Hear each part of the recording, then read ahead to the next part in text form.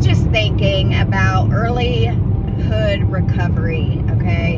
And I was thinking about how strong I am today after 5 years of, you know, of staying clean and really growing and trying to work on myself. And I've realized, so I've been in this whole fight for the last 20 years, trying to get clean, trying to stay clean, trying to figure out this life, trying to, you know, trial and error, you know, try to deal with my feelings, try to heal my trauma, and when you're in the beginning of recovery, I realized how just weak I was, like how so much always triggered me.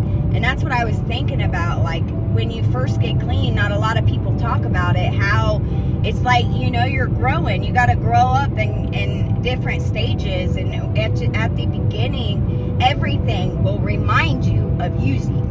You got to remember that, because you're just coming out of that.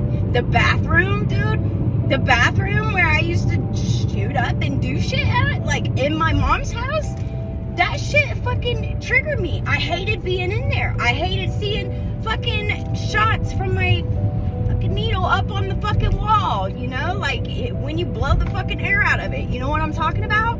Like seeing those shots of shit, like that shit would fucking trigger me. Seeing orange and being reminded of that fucking, either that pill bottles was another one, but like for the needle, the caps and stuff, that shit would trigger me.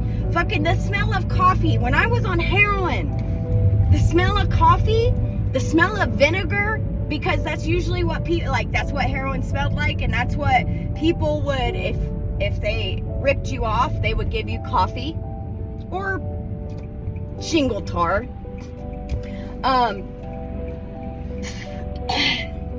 I had that happen to me once. Not to me, no, it wasn't to me.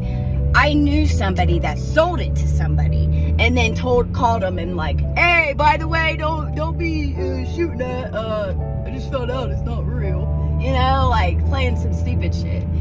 But man, in the early bits of it, dude, you really have to be in a structured place, a place where they know what the fuck they're doing,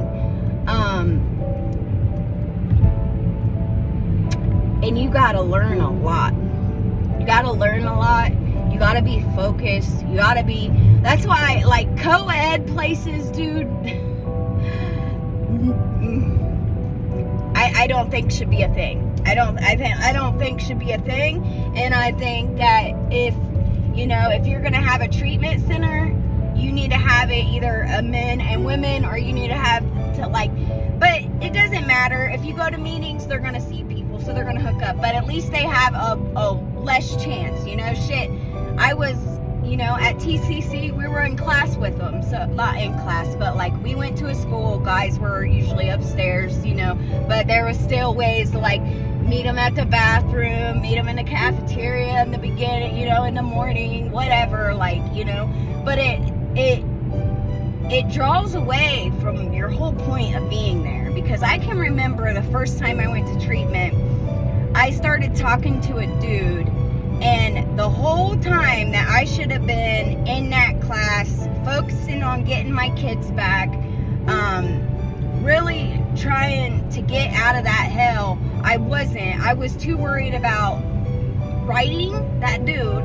I was too worried about what he was doing, or what meeting we were going to meet at next, or, and it just, shit's going to happen whether we like it or not, but why not make it fucking harder on the people so they can focus, and they can, what do they say? The first year you're not supposed to be with anybody. Well, come on now. Like, you get, and I understand it, that's where I met my husband. Like, I can't knock on it. I was that person. But I feel like if it would have been harder, I don't know, whatever. You guys get what I'm saying. It's not very smart. It's not very smart, especially if you're doing it, and you can't do it for your kids, you gotta do it for you. But they should be a whole reasoning of why you're there too. And maybe they need to talk about that more, because that wasn't something I learned about, like about my kids and how I should be with them and how I should think and what needs to be important, and you know, that shit we didn't talk about in there. And I feel like we put a lot of trauma on our kids during this whole fucking 20 years worth of fucking fighting. That's all I've done to my kids, is put them through fucking trauma, and it's fucking sad, dude. The more I fucking think about it, the more I see it, the more I keep feeling this healing and remembering and memories and all this shit coming back to me, dude. It's fucking real. And we put our fucking kids through it on a daily basis, choosing that shit over them on a daily basis. Like, I don't know. That's all I gotta talk about. I'm not gonna keep you on here forever, but have a good day, guys.